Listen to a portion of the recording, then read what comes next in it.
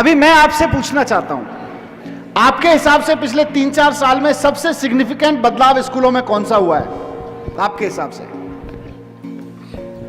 Sir मेरे opinion से जो सबसे सिग्निफिकेंट चेंज हुआ है वो पीटीएम था, पेरेंट्स टीचर इंटरेक्शन का, क्योंकि जितना रोल टीचर का होता है किसी बच्चे को प्रमोट करने में, उतना ही होता है पेरेंट्स का भी, उसके फैमिली का भी। पहले हम बहुत सारे बच्चे एक साथ एक ही सेक्शन में बैठने पे मजबूर रहते थे, मतलब ज़्यादा अच्छे से हम अटेंड नहीं कर पाते थे टीचर को।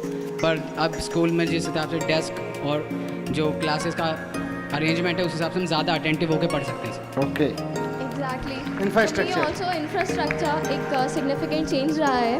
इंफ्रास्ट्रक्चर कॉन्फिडेंस बिल्डअप करता है। अगर किसी गवर्नमेंट स्कूल के बच्चे के पास क्लासरूम्स ही नहीं होंगे तो वो कैसे कह सकेगा किसी प्राइवेट स्कूल के सामने कि मैं एक अच्छे स्कूल में पढ़ता हूँ। सो इंफ्रास्ट्रक्चर में भी बहुत अच्छा रहा।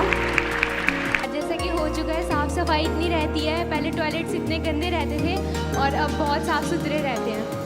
Very nice. एक बच्ची, एक वैसे तो कोई भी, लेकिन एक टीचर, एक बच्ची अगर 6 घंटे के लिए स्कूल में आए और हमारे टॉयलेट्स इतने खराब रहे तो हम कैसे एक्सपेक्ट करेंगे कि वो ठीक से पढ़ सकती है वहाँ पे जाके? Very nice. 12th की एक्स्ट्रा क्लास लगाई, टीचर्स बनाए बढ़ाए, एक्स्ट्रा क्लासेस लगाई गई। जी सर। क्लासरूम्स इतने अच्छे हुए, कोई बच्चा जमीन पे नहीं बैठता सर अब। गुड।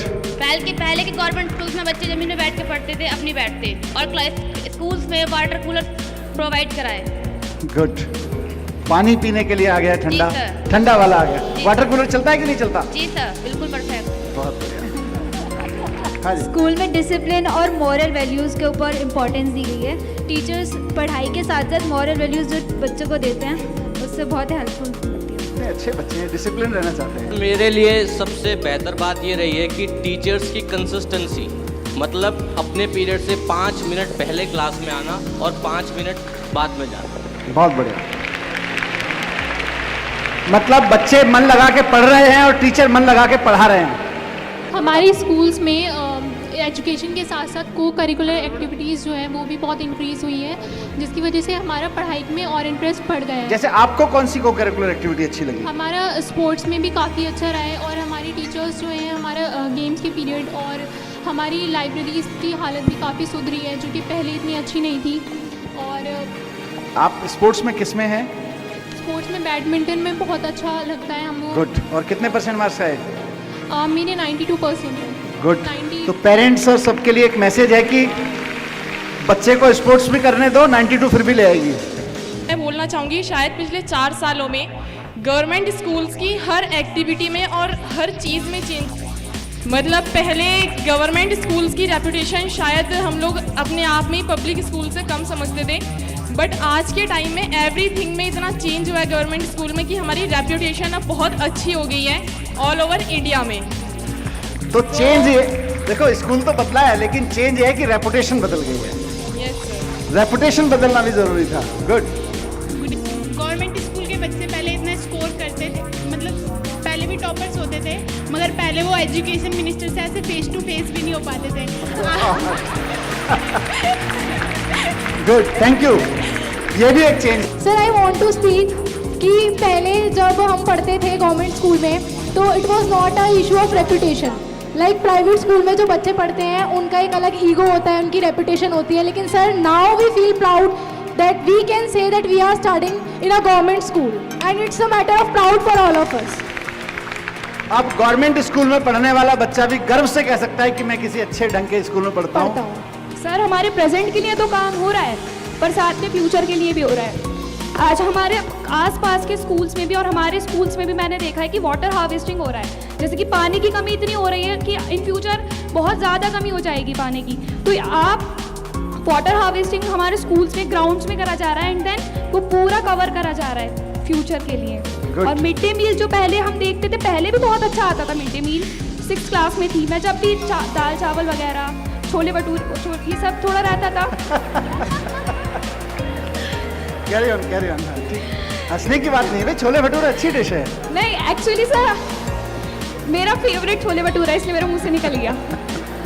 पर आज का जो मिड डे मील है, हम पहले नहीं खाते थे, हम ये सोचते थे नहीं अब नहीं, पर आज का जो मिड डे मील आता है वो सच में उसमें बहुत ज़्यादा। और सबसे बड़ा पेन पॉइंट ये है कि 8th क्लास के बाद मिड डे मील मिलता नहीं। प्रोसेस में बहुत ज़्यादा इन्हांसमेंट हुआ है, इंक्रीमेंट हुआ है, और और हैप्पीनेस क्लब की बात करें तो हमारे छोटे भाई बहन भी आके अपने नए नए एक्सपीरियंसेस शेयर करते हैं, समर कैंप्स लगते हैं, तो काफ़ी सारे चेंजेस हुए हैं।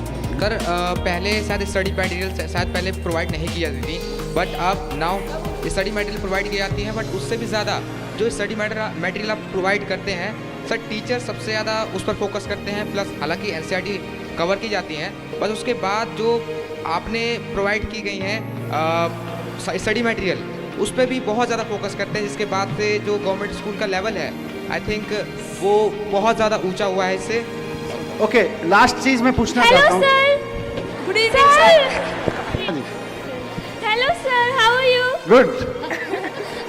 आई am also good, very Thank you. Good. Actually after coming there I want to say that जब मैं स्कूल में एडमिशन लिया था सरकारी स्कूल में, तो 12 सालों की जर्नी जैसे सपने जैसी लगती है। पहले स्कूल में इंतज़ाम था कि मिट्टी आती थी स्कूलों में, आज हम देखते गार्डन्स हैं, बिल्डिंग्स हैं। पहले पानी गिरता था और अब मजबूत पक्की बिल्डिंग्स। Thank you. सबसे पहले तो मैं क्या चेंज हुआ है वो बताना चाहती हूँ। सर मैं साइंस बैकग्राउंड से बिलोंग करती हूँ। लैब में बहुत ज़्यादा चेंज हुआ है। जो केमिकल्स हैं वो कॉस्टली वाले भी हमें इजीली अवेलेबल हो गए। अब पहले जो कॉस्टली केमिकल्स होते थे वो हमें अवेलेबल नहीं किए जाते थे। हमारी प्रैक्टिकल नॉलेज इससे बढ़ रही है। बेटा पहले तो बहुत सारे लैब्स तो मैंने ऐसे देखे हैं जहाँ केमिकल की जगह मकड़ी के जाले ही होते थे। हाँ वही तो। एंड क्या चेंज होना चाहिए इसमें मैं ये कहना चाहूँगी कि 80% से जिनके अबव मार्क्स आते हैं उनको कुछ कैश प्राइज समथिंग दिया जाता है। शायद 11th में मेरे 80% से अबव मार्क्स थे, बट मुझे इसलिए नहीं मिला था बिकॉज मेरे फादर गवर्नमेंट जॉब में है। ये रीज़न गलत है क्योंकि मेहनत तो मेरी थी ना, ऐसे बहुत सारे स्टूडेंट्स के साथ होता है। क्या नाम है आपका? दीपिका। हाँ? दीपिका। दीपिका। हाँ। दीपिका आपको ना फोरकास्ट आती है लगता है। अभी जो बच्चे 12th क्लास में हैं उनके लिए इस बार फरवरी में जब मैंने बजट पेश किया था उसमें पिछले साल तक यही लिमिट थी कि 2000 रुपए दिए जाते थे सिर्फ ऐसे बच्चों को या उन बच्चों को जिनके परिवार की इनकम 2 लाख रुपए से कम है। सर एक्सक्यूज मी सर, जिनकी प्राइवेट जॉब होती है सुनो ना बेटा, इनकम ज्यादा होती है बट फिर भी वो कम सुनो तो अभी तुम्हारी बात मेरी बात पूरी होने दो। अभी तक 2 लाख रुपए से कम इनकम वाले फैमिलीज को 2000 रुपए दिए जाते थे 80% लाने पर, 80% एंड अबाव लाने पर। इस बार से हमने ये पैसा कर दिया है 2500 रुपए। ये सही है। तो जो आप सोच रहे हो वो मैं कर चुका हूं, वो सीएम साहब बता चुके हैं कि ये करना है, पहले से हो चुका है। सर अभी मेरे दोस्त बोल रहे थे या मेरे साथी कि हम लोग प्राइवेट स्कूल से ज़्यादा अच्छे हैं, लेकिन हम अगर गवर्नमेंट स्कूल्स की बात करें तो अगर हमें किसी से रियल कंपटीशन है तो वो इस वक्त केंद्रीय विद्यालय है। मैं मानता हूं कि दिल्ली के प्राइवेट और गवर्नमेंट और केवी सभी बच्चों का कंपटीशन आज दुनिया के किसी भी कोने में बैठे हुए बच्चे से, वो जापान के स्कूल में पढ़ रहा हो या वाशिंगटन के स्कूल में पढ़ रहा हो, मैं चाहता हूं आप उससे अपना कंपटीशन मानो। ये केवी वे भी छोड़ दीजिए। ग्लोबल एज है, आज से 4 साल बाद की दुनिया का आपको पता नहीं है कितनी हाईटेक होने वाली है, तो उस समय कंपटीशन केवी से मत करिए।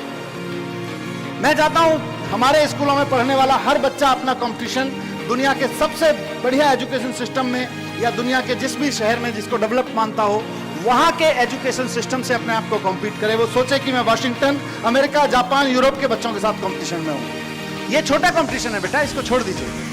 अब हम इसमें नहीं है, हम चाहते हैं कि बड़े कंपटीशन में रहें सब लोग। पढ़ाई पे ध्यान देना, पढ़ोगे तब इस सब तामझाम का, इतने सारे हम कमरे बनवा रहे हैं, इतना सारा बजट रख रहे हैं, पढ़ के देश की इकोनॉमी में योगदान करोगे, देश के आगे बढ़ने में योगदान करोगे, तब बढ़िया लगेगा। आज अच्छा लग रहा है कि आपके इतने सारे मार्क्स आए हैं, और अच्छा लगेगा आप इतना सारा योगदान करोगे। Thank you very much.